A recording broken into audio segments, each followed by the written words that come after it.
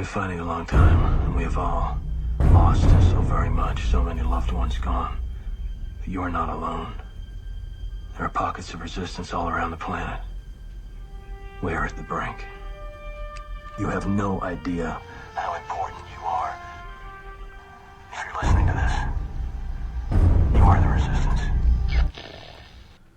Ave Maria Stella, Dei Mater Alma, ad semper Virgo,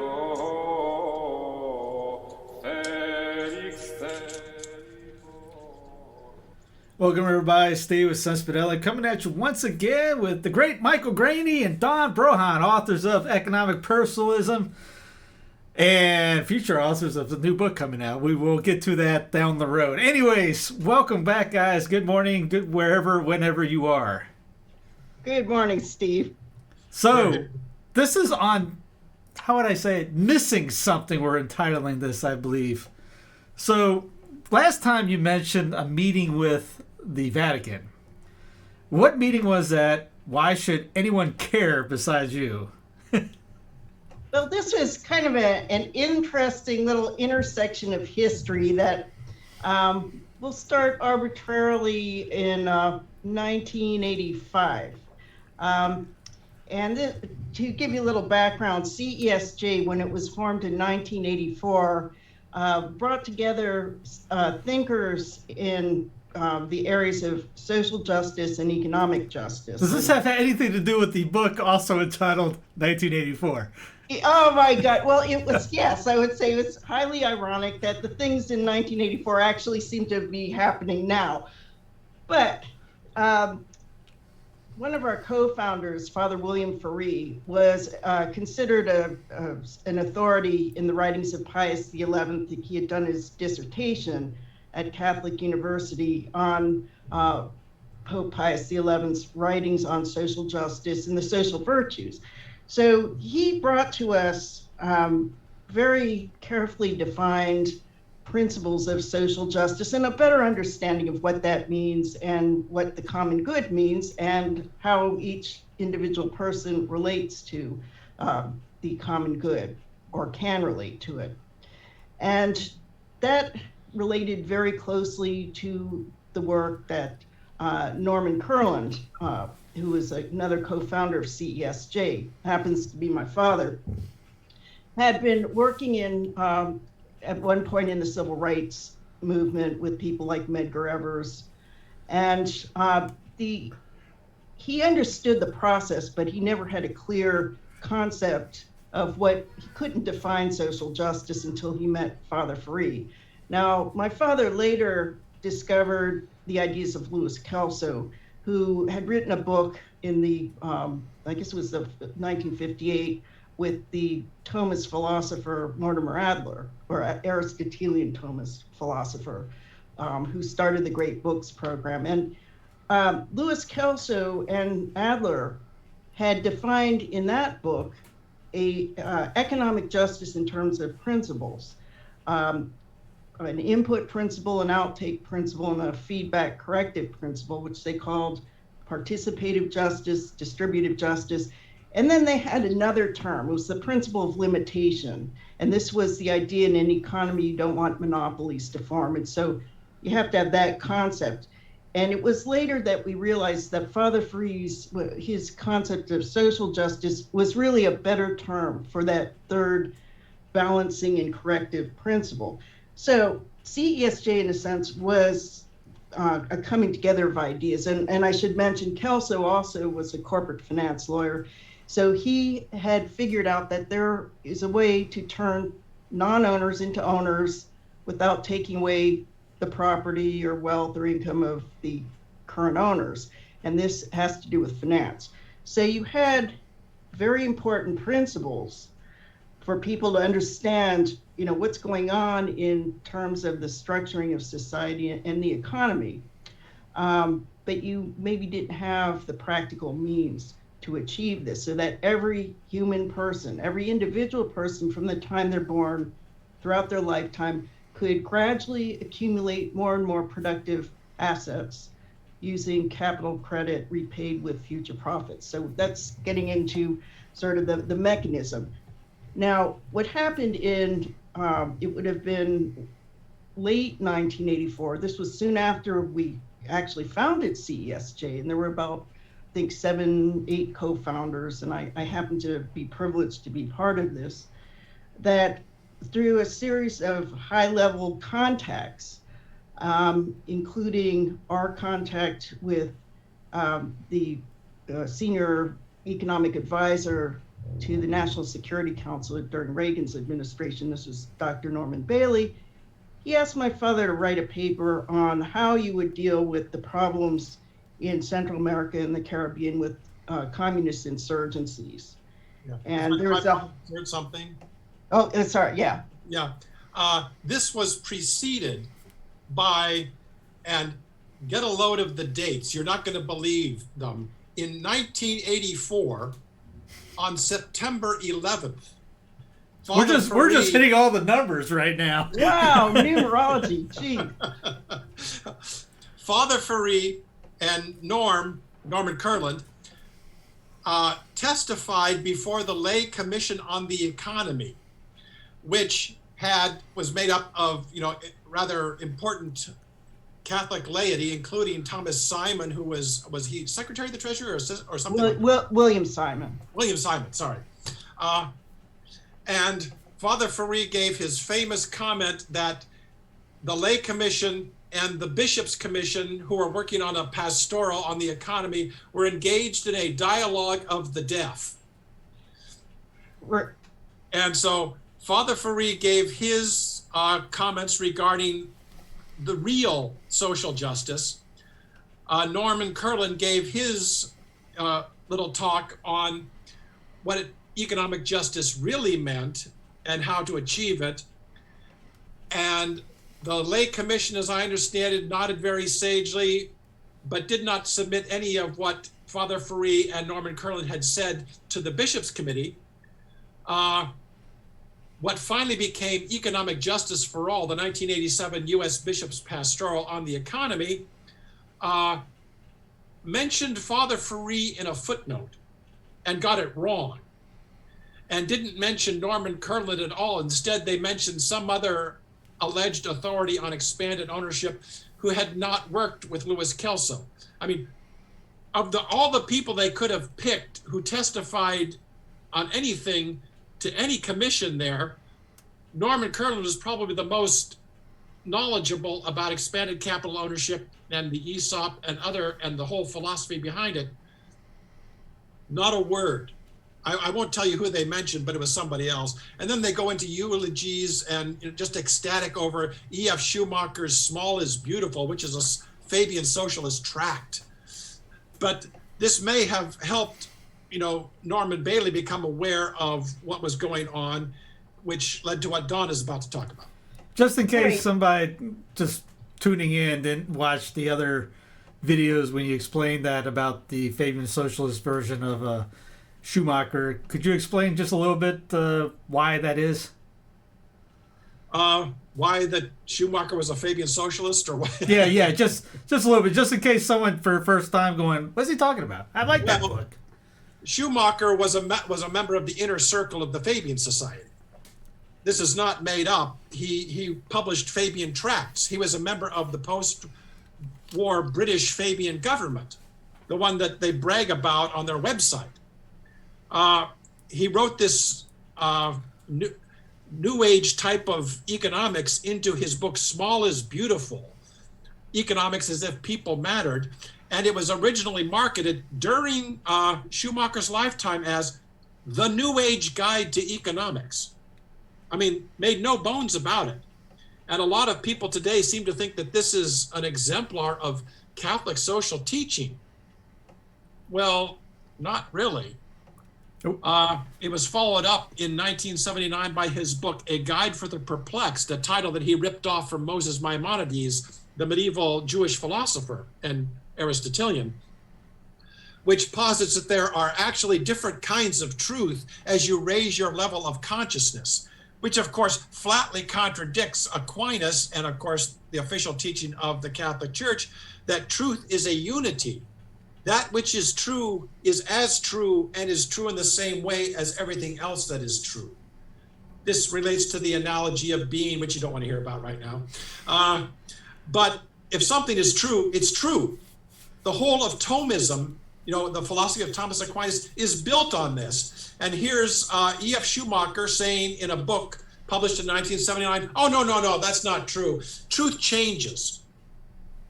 And we got more of that in the other videos. But like I said, just in case somebody first time coming in going, wait a minute, I like that book. What's he crashing on it for? But that's why. Yeah. All right, back to the game. Just quickly comment on that, Steve, is that I think we have to be careful not to go after the individual thinkers themselves who may have, I think, sincere desire to help make things in the world better. But it becomes, and this is why, it speaks to the importance of principles, so we can understand where an idea or a plan can start to cause more destructive effects. And when Mike and I talk about socialism of any form, whether it's Fabian socialism or any other kind of socialism, the main principle that we would argue against is where power and property, in other words, the rights of ownership, where should they be vested? Should it be in the government? Should it be vested in the collective? Or should it be in each person, every member of that, if we're talking economics, that economic unit? So what we would warn people against is it's not so much that someone is, a problem as a human being. They may or may not be, but really look at the ideas to see where the human person fits into all of this, and how much do they have access to the means to fully participate and be rewarded for how they contribute. If you're talking about it in economics, it's to contribute to the production of goods and services. With that, it should be mentioned that socialism, that some socialists will say, oh, but we don't abolish private property because people are allowed to own.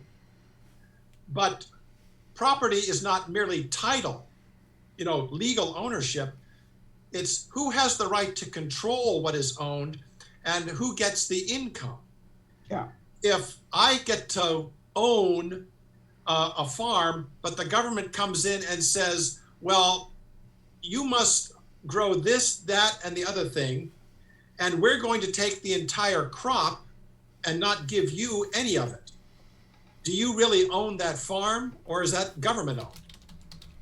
You may have legal title, but you're not the owner, the government is. Right. And just the story which I was starting to recall really had to do with a time in history, in U.S. history and world history, where you had an ideological war going on and an actual conflicts that were very close to home. This was in Central America and the Caribbean. And so the White House and Ronald Reagan was very concerned about dismantling communism. So it happened that one of the people in our network who had known of Kelso since the late 60s, actually, and knew my father, asked Norm to write a paper that would apply these principles of economic justice and social justice as it would address the problem in Central America and the Caribbean regions. And so Norm wrote his paper, and CESJ is an interfaith organization. We're not religious per se, but our principles really derive from this concept of having absolute values and a source of absolute values such as truth and justice. So it's not relative. How we perceive these things may be according to our personal abilities and insights, but there is something we believe that God is or creates. And Mike talks about the natural law, so it relates to that. But in any case, Rabbi Krantz, Herzl Krantz, he was a rabbi in a congregation in Silver Spring, had contacts on Capitol Hill, mainly with, I think, Democrats. And he knew Michael Barnes, who was considered very left wing. And we had another person in our circle, Robert Crane, who also knew of Kelso's ideas. He was a cousin of Phil Crane, who was a representative, and he was considered far right.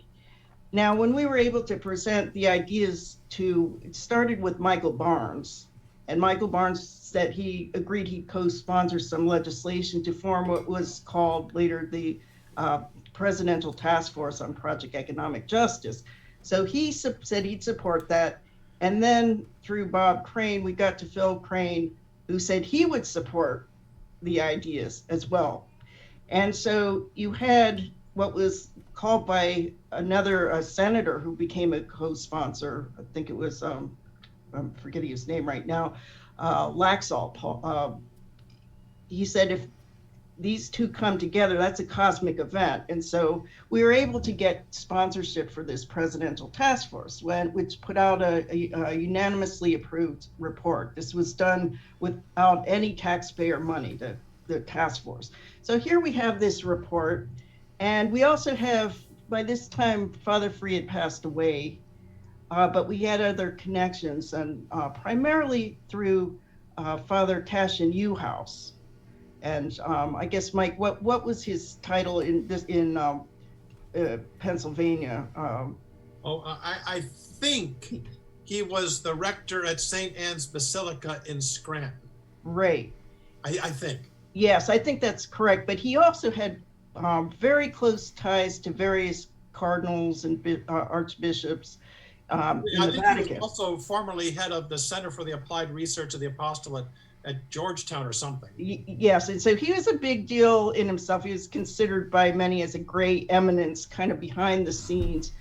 And he was a good friend of ours, and he arranged through his contact, then Archbishop Achille Silvestrini, to see whether we could get an audience with Pope John Paul II. And so and this wouldn't have happened without Father Cashin's, his help at every step. And he arranged for a delegation of the task force to go and have a private audience with Pope John Paul II. And by the time the delegation, mainly CESJ members, got to Rome, Father Cashin had to report to them, sorry, the meeting's been canceled. The Pope had, the head of state come in unexpectedly, and so, you guys are bumped. And Rabbi Krantz, being the kind of person who would not take no for an answer, he spoke directly to Archbishop Silvestrini, and he said, "You have this. This is a presidential delegation from the United States. I think, can you do whatever you can to get us on the Pope's, schedule?" And so Archbishop Silvestrini, who also became a good friend of CESJ's, he managed to get a private audience. And this was outside of the Pope's private library, which I guess that's considered the highest level of meeting would be inside the private library. We were just outside the door. So you had there members of CESJ and the task force, but also members of the Polish Solidarity Union. And so you start to see this CESJ, tiny little organization, hardly gotten off the ground, barely 1 year old, had managed to get a private audience. And what was significant, and this is why we start our book with this little anecdote, was that we didn't completely appreciate at the time how significant the people as representatives of certain ideas were.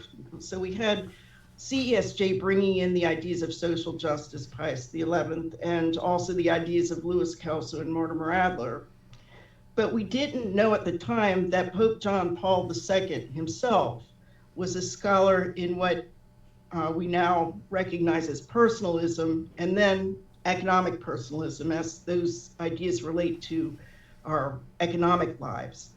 So this was sort of a theme for this book, to see how now when you have good definitions, clear definitions, and you have clear principles, and you have sound means in order to achieve a good objective, you can suddenly see how many of the problems that are basically in the systems are just got woven into the ways our institutions work, our laws and just customs have allowed our institutions, such as you could say the banking system is an institution, or the education system is an institution. When they start going off track and departing from sound principle and sound means, then you can see where division and conflict and sort of this separation, a great gap in terms of who gets to participate in society and get the benefits of their participation.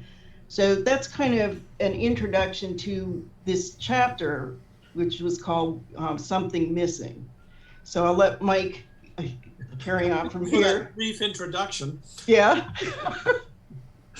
Well, as it relates to this book, Economic Personalism, the meeting at the Vatican with John Paul II was more than significant. We were given to understand later that, during the meeting, he gave his personal encouragement for the work of CESJ, what we now call the Just Third Way of Economic Personalism. We have had unconfirmed reports that on at least 3 occasions, he recommended it to some very important people and heads of state. Unfortunately, there's no way to verify that he did that. But we were told by the traditional reputable source that it did happen. But out of that first meeting came our second meeting, which was mostly a seminar at the Vatican for heads of religious orders, with the theme on how important private property was for helping to eliminate, basically the pandemic of global poverty. And out of that eventually came the book Economic Personalism. So I think what this book did was, and this was at the encouragement of one of our contacts who was actually a reporter at the Vatican, and he has many different connections to officials there, that he brought to our attention the importance of this concept called personalism, because up until then we had been using kind of a general, very open-ended term, the just third way, and that was really to contrast with the ideas of individualism. I mean, extreme individualism and extreme collectivism, or collectivism at all, we would say, which in the economic sphere would translate into monopolistic capitalism and collectivist socialism or communism. So what was lacking in those concepts starts with a lack of recognition of the human person, that the human person is this starting point, and the human person is what connects to God. It's not institutions may serve as props to help us in our relationship to God, but it's really person to God that we're talking about in terms of rights. They start because we believe that God vested certain natural rights in human persons, not corporations, human persons. And with rights comes powers and responsibilities as well. So once you see this for the overall social order, you can see then in economics, what does this mean? Power and rights and responsibilities. Then that brings in, you have to have mechanisms and principles for that.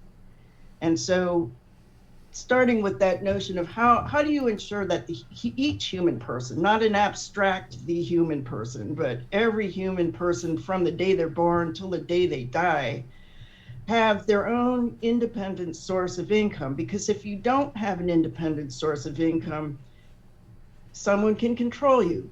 As long as they can control your stomach, they can control your brain as well. It's very hard when you're starving and your children are starving to think independently.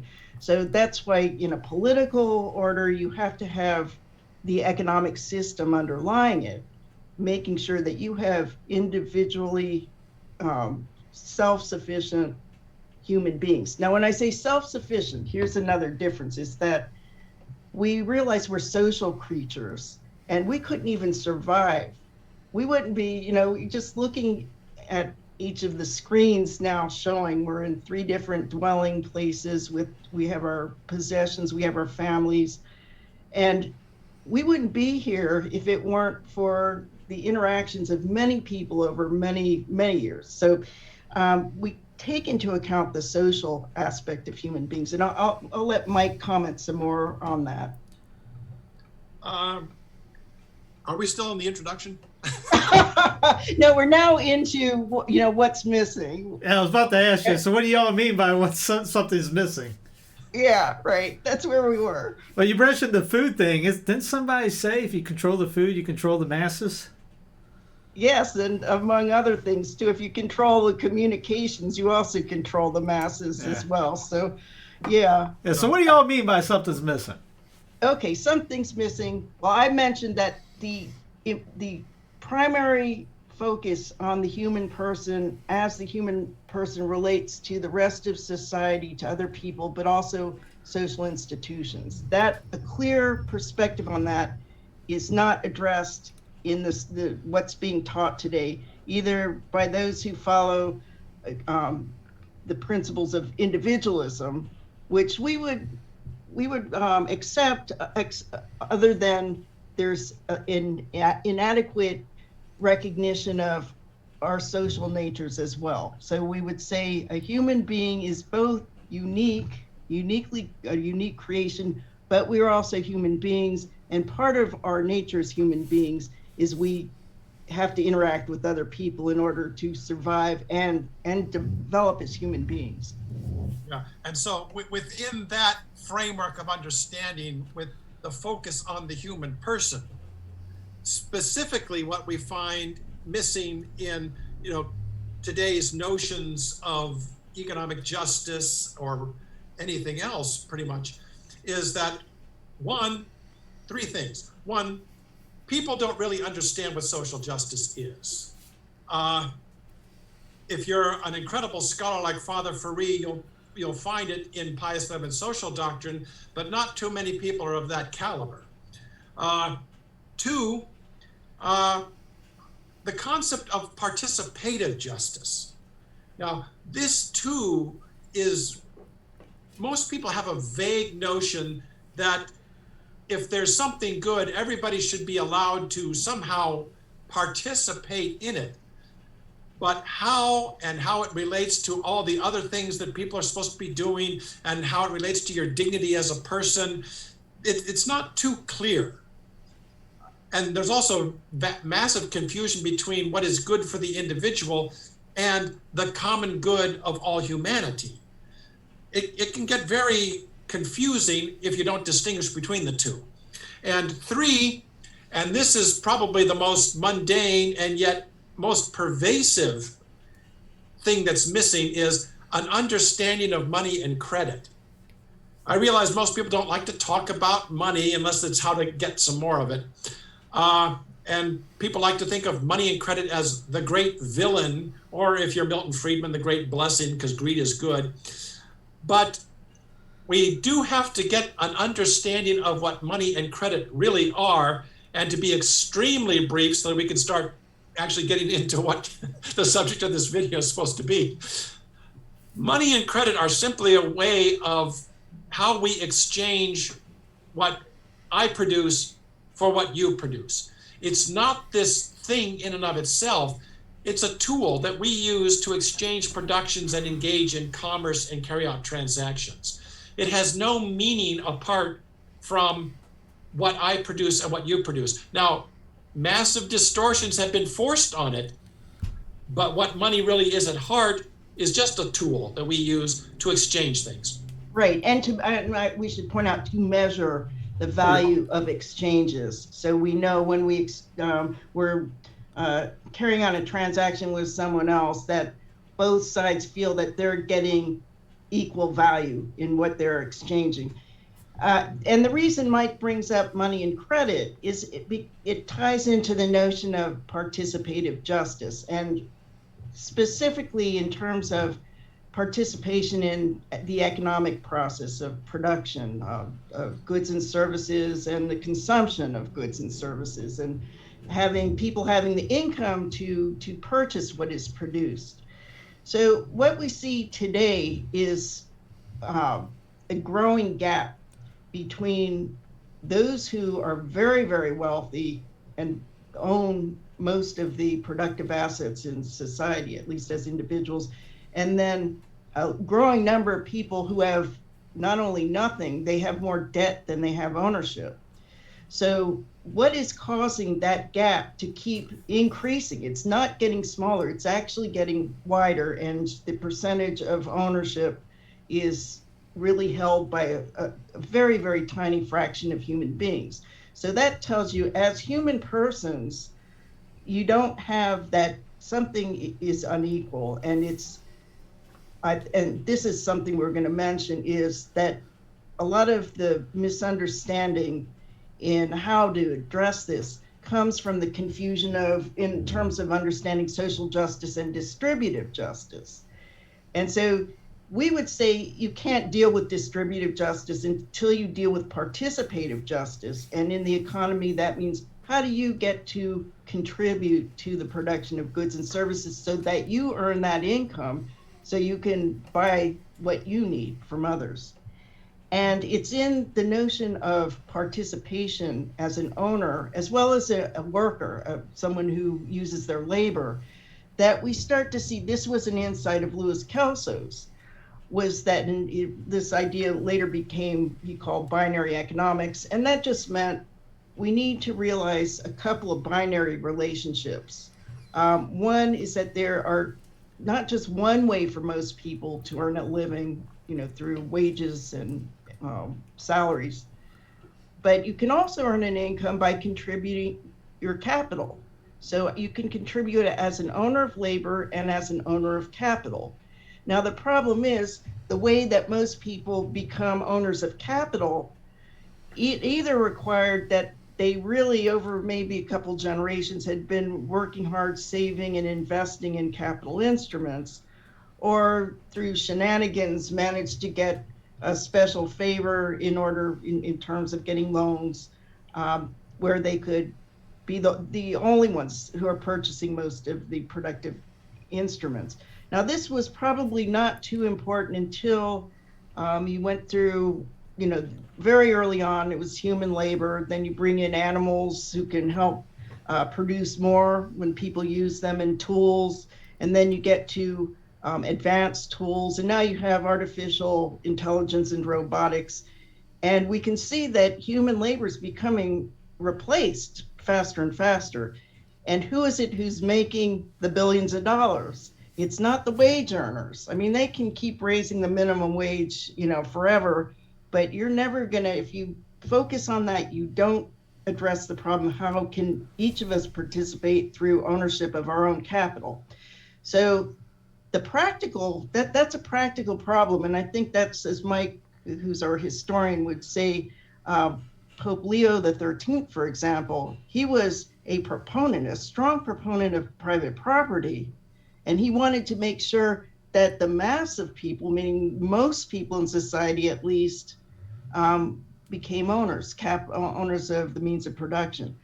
However, he and Pius XI, who also was a proponent of private property, couldn't think of a better way for the ordinary person to be able to do this than the employer maybe paying enough extra so that the worker could save and then later invest in capital. Well, that's a very inefficient way for most people. And, most people today, if they can save enough, they would go, I'll buy some shares on Wall Street, stock market, and I'll hold on to these shares and sell them later for a higher price. So that's the way most people think of stock ownership. But Kelso was saying, no, each of us needs to be an owner of shares in corporations that use these advanced tools and create more and more goods and services. And that is kind of also the notion of social justice in how human beings interact socially, that you don't have to be a genius marketer and a genius engineer and a genius, senior manager, whatever, or a really good janitor. It's people fulfilling various roles, coming together, and then also through this thing called the corporation, which is another social tool, you can start to acquire assets. And you have then, how do the tools work with the people to produce more and more goods and services, hopefully at a lower and lower price to the consumer. So then became a question of finance. And so this idea of money and credit that Mike was saying, once we understand it, not as just something that is, the valuable thing in and of itself, it's a symbol, it's a measurement. Once we see it as a tool for enabling each person to be able to acquire capital and repay it with the future profits of the corporations that use it, you now have a very efficient system. I mean, now it becomes practical to say there doesn't, you could, potentially eliminate all poverty if you can figure out a way that every person on this planet could have access to sufficient money. And this is not past savings base. Mike will talk about this, new money and credit in order to purchase capital assets that will pay for themselves. So that suddenly becomes a new paradigm by which the more important aspects of human beings, the developing of virtue, for example, the contribution to society and civilization, then you can shift away from making people do work that's toil, that just grinds them down to nothing and they're exhausted, to doing the work that they would love to do. So that's in more of a nutshell, but that's why we think in terms of what was missing, the money and credit aspect was very essential. And the notion of now looking at participation, we need that word. Look through the encyclicals, look just about everywhere, and you won't find the use of the word, or there may be in some very isolated cases, we haven't found it, the use of the term participative justice. Okay, so that is one of the things that was missing. And then we can understand social justice and how the human person carries that out. Yeah, I would only add that, from a mechanical point of view, everyone in the system, to have a fully participative system, must be both a producer and a consumer. Yes. Now, what happens when you have some people who are only consumers and some people who are, to all intents and purposes, only producers? See, when you have somebody who is an ultra trillionaire, the amount they spend on consumption is statistically zero. Yeah. Everything else is just put into more investments. So in effect, what you have when you have extremely rich people is you have people who are only producers and those who are only consumers. Well, in order to get the money to be able to consume, the government either prints it up and gives it to the people who are only consumers, or takes money from the producers and gives it to the people who are only consumers, which they, of course, use to consume, which means that basically they're only a conduit for funneling money to the people who are already rich. They end up with nothing because they've consumed what they purchased, whereas the producers don't really consume much of anything. They just produce more and more and more, ending up with all the money. Mm-hmm.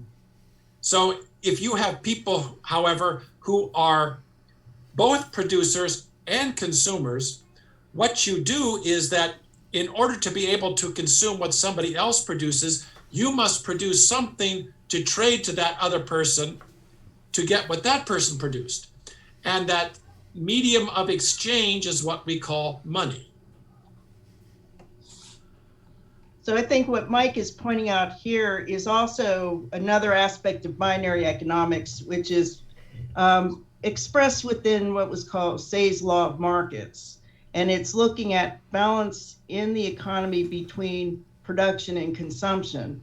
And if you don't have balance, it's either because, well, Say would, I guess he would explain it, that some people are not able to participate or contribute to the production. So they're not generating their own income in order to be able to purchase the goods that other people have produced. In other words, consumption and production must be in balance. And what we have is a system where the hyper producers, that's the super rich, who are now using capital instruments that's their contribution, they can't buy more than a certain number of yachts and mansions and eggs and whatever. And so you're going to have a lack of balance. And so that in itself is going to cause further problems in the economy. And at a certain point, the super rich, in order to even survive, they need the rest of us. They need people to purchase the goods they're producing. And if what happens is, if that is unable to take place, then they're even willing to start having governments start redistributing. But the funny thing is that when you have power, you will tend to try and keep power. And so what happens is, even if some, through the taxation system, there is the necessary amount of income being redistributed, it's still the same small number of people who are determining what's happening in the economy and what's happening in politics and what's happening in terms of policies in general. So we have to look at avoiding concentrations of power, which we know will corrupt. But we have to make sure that every human being has their own basis of power so that they can fully participate in whatever the social realm, whether it's the economy or another area, politics, for example, and make sure the system keeps power decentralized and spread out. Not only, for example, you talk about states' rights. Well, really where the rights have to be recognized is with each of the citizens. And so we have to look at how our system now blocks participation, and just mainly it's to lift barriers to everyone being able to participate as both not only a consumer, but as a producer. Yeah, to summarize, and the best way of putting it is the way Jean-Baptiste Say, rather in early 19th century sarcasm, explained it to Thomas Malthus, the fellow who wrote the essay on population. We can only purchase what others produce with what we produce. He says, ultimately, we can only purchase production with production. So if there are goods that remain unsold, it's because other goods are not produced. And the one thing you want to do is avoid what Say called barren consumptions. In other words, printing up money just so that people can consume. Hand out a universal basic income and provide it to everybody, whether or not they produce. He said, Say called that barren consumption because it was not backed up by what someone produced. Of course, extreme cases, somebody who's, not able to produce or is too old or too young or is a charity case or something, that's an exception. As a general rule, in order to consume, you must produce. And if you produce, you must consume what you produce for the system to stay in balance. And it looks like everything going on right now is like, as Don brought up about the robots taking over jobs. It seems like it's a combination of people, mostly young, being completely lazy, and they like the handouts from government handouts that we've been accustomed for decades and decades. Now you throw in this UBI promise, so don't work, we'll let a robot take your job and we'll give you the money. How do you see this coming out? Because it looks like, there was a talk about I brought it up before about getting rid of the truckers and teaching them how to do yoga, or teach yoga instructors and things like that going. Can you see Bubba being a yoga instructor. Well, Stuff like that. I don't know if I could see it except in my nightmares, but the fact is, there's nothing wrong with a robot doing the work and you taking the money if you own the robot. I mean, Louis Kelso pointed this out in an interview in Life magazine back in 1964. If the machine wants our job, let's buy the machine. Nothing wrong with that. The problem comes in is where somebody else owns the machine and you get the income. That's the problem. Right. And I think also, Steve, you raise a good question. And that has to do with if we had our income supplied to us through our ownership of assets, our owning the robots, what would we do then with our time? Would we just sit in front of the television set eating, nachos or whatever? Well, part of the problem is our educational system and what we are educated to be in the future. We are educated to be wage workers. I mean, if you ask most college students, why are you going to college? It's so I can get a good job and have more money. Well, okay, so you have the money. Let's say your labor is no longer needed, but you're able to get a regular income through your ownership. What are you going to do with, now that you have the income, what are you going to do with your time? And I think most people need some form of work. Now, there's always exceptions, but most people want to feel useful. They want to feel like they're contributing. They want to feel like they're growing. And if we don't educate people on how to use what Aristotle called their leisure time, then yes, you're going to have a society of very confused people just smoking weed all the time, and and pretty much society will start to just fall apart. So and I'd say this was another point I want to make, is this is where Father Free's ideas of social justice are really important, and that is each of us have to always be looking towards every level of the common good and making sure that every person can participate and get their fair rewards from their contributions. And where you don't have that accessible, that human beings don't have the ability to correct, or they're being harmed in some way by the bad structuring of systems, that could be an educational system too, then how do you change it?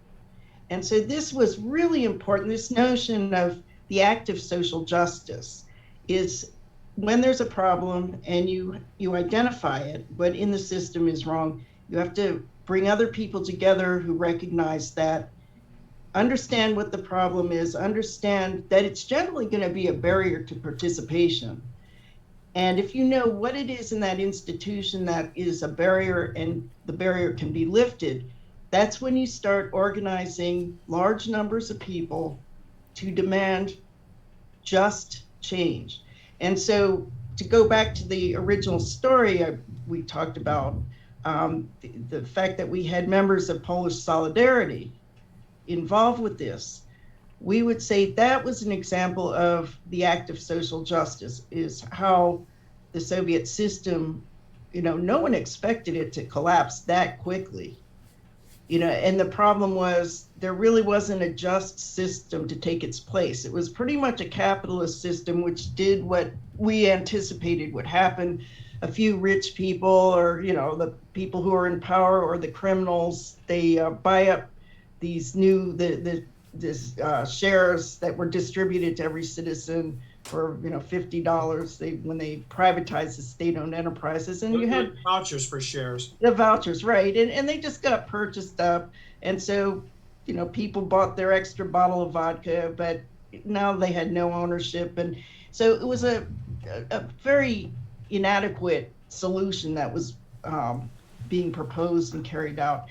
But it's in, for example, the civil rights movement, in enabling every person to have a vote, because for after, I guess it was Reconstruction, you start to see that basically, even if it was stated a little differently in the law, the reality was a good portion of the of people could not vote.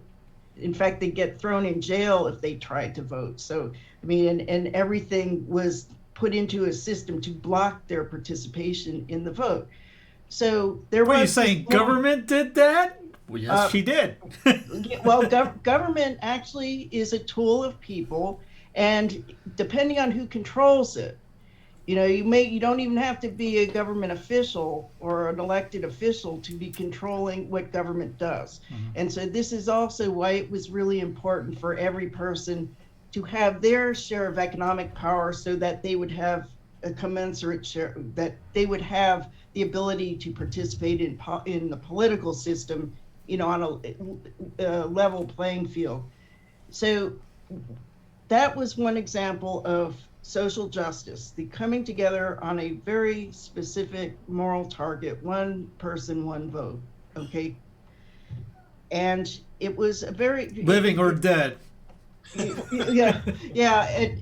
But the interesting thing was it happened pretty quickly. I think because it happened in a system, the American system still had the capacity to legislate, to change the system through legislation. But then you found that the same thing in terms of economics was not put into place. So then you start having, one person, one vote. Well, the problem is when you're a voter, but you don't have property, then property becomes very vulnerable to redistribution so that people can earn a living. So you had really a movement towards more welfare state solutions to deal with the economic inequality. So that's where the ideas of social justice, it's never ending. There's always going to be something not completely perfect about our institutions, or there may be, in some cases, just really badly ordered institutions. And what do you do when you have this powerful system like the Soviet Union? No one thought that would collapse so quickly, but it was a number of factors.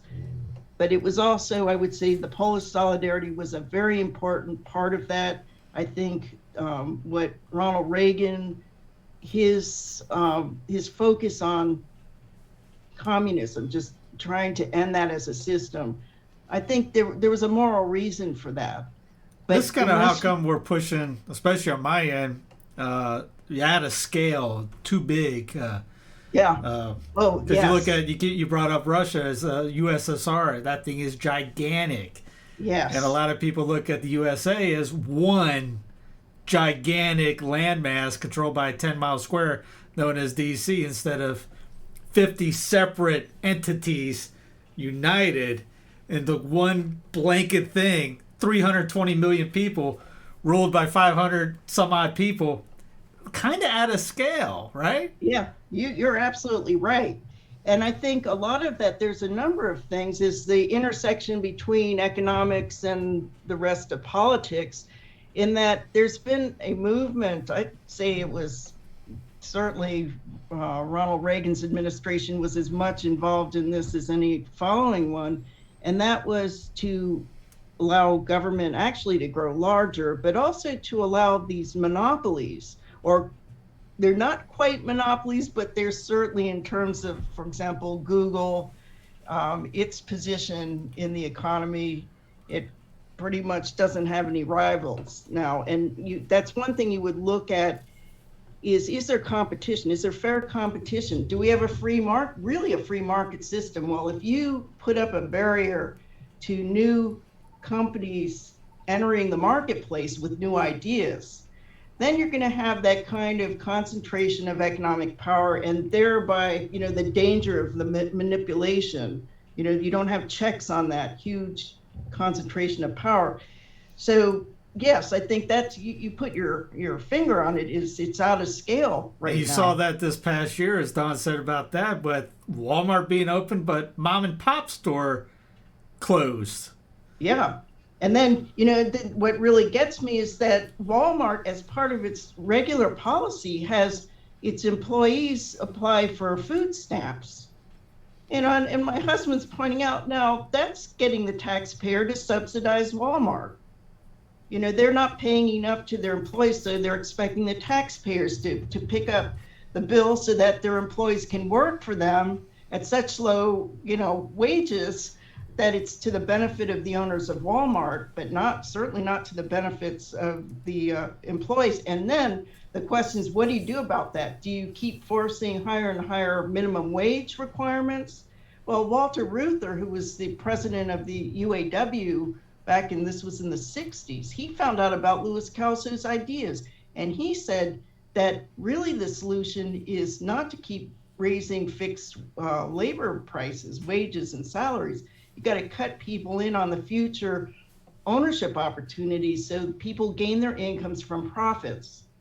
And that way you won't be continually ratcheting up the price of things. I'll get a little controversial for a second. Not that I never shy away from that. Yeah, right. We brought up the minimum wage a few times. I've read that was basically a racial institution to keep people out of the work, out of jobs. Have you guys heard of that? Yeah, maybe explain what is behind, what a little bit more detail. I'll bring that up next time. I'll get the link. Well, I do think that there is definitely, in terms of shutting off opportunities for certain people to get credit to start up businesses.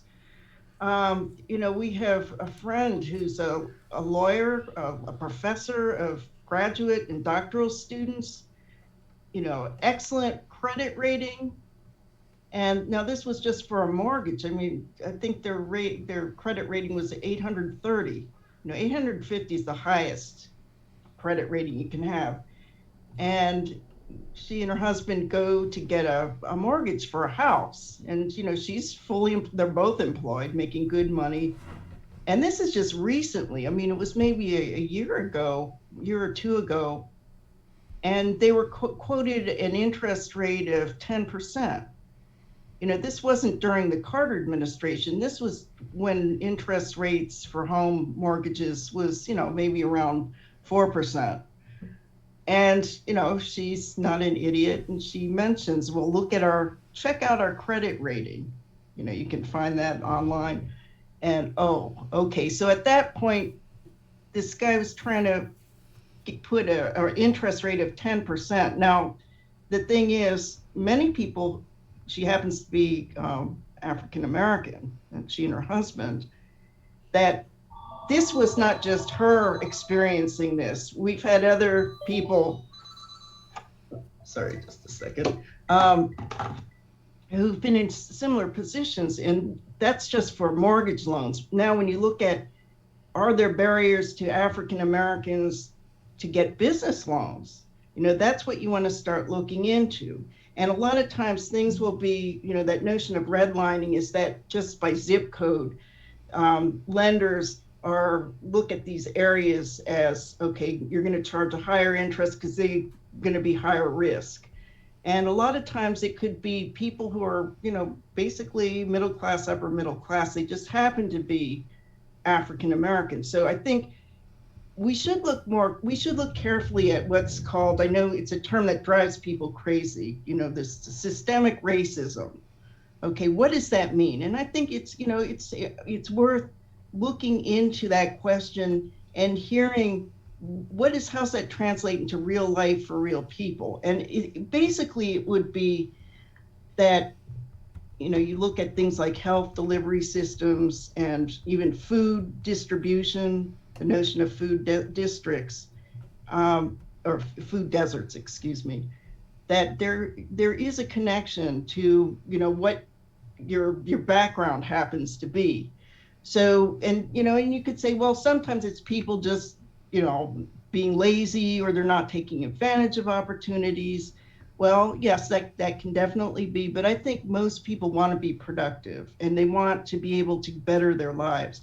So that's just an example of how have-nots can be blocked from becoming haves. And that's what we're looking at, each human person. We're saying equality of ownership opportunity, and that can only come about if you move away from this idea in finance that you have to already have savings built up in order to buy capital. So that is a way that we can escape that trap, is to realize by the correct use of money and credit, you can have a sound growing economy and create new owners of capital. And this should be just available no matter what you look like, what your background is. Yeah, and in reference to the question that you had asked about, well, what are people supposed to do if the machines are doing the work for them, whether they're getting their income from redistribution or because they own the machines? And the answer is, in one word, education. Unfortunately, our education system is not exactly what it should be. And this is the great contradiction I found looking over the Great Reset. If there's one thing that Klaus Schwab likes to talk about, it's the importance of education. Page after page, chapter after chapter on the importance of education. Why? To make people productive. They'll be able to get better jobs. They'll be able to produce more. Economic growth will go up if you have a well-educated workforce. And then on the next page, he talks about people not having to work because the machines are doing the work. I could not resolve the contradiction there. I'm glad I'm not the only one that saw this. So that kind of ties into next week. What is the topic you guys want to go with for next week? Well, since we're following more or less the plan of the book, we're going to address more fully, we did talk about today, but more fully a theory of human dignity, what it means to focus on the person, what personalism really means when you're talking about actual people, rather than some abstraction like the collective or humanity or the capitalists or the socialist or something. We need to get specific. What do we mean by human dignity? We are the Borg. Yeah. That's not human dignity. What do you meant the collective? Every time it says collective, The I think collective. of we are the that's Borg. Resistance is futile. Yeah, that's exactly right. Michael, Don, appreciate it as always. And go check out get the book. The link is underneath in the show notes. Go grab it. It'll take you right to it, to the Amazon chapter where you can find it. And it'll be shipped right to you in a couple days. Live it, learn it, love it is the phrase in that one movie. I can't remember the name of the movie said. Anyways, thank you guys. And we'll talk to you next time. Okay. Thank you, Steve.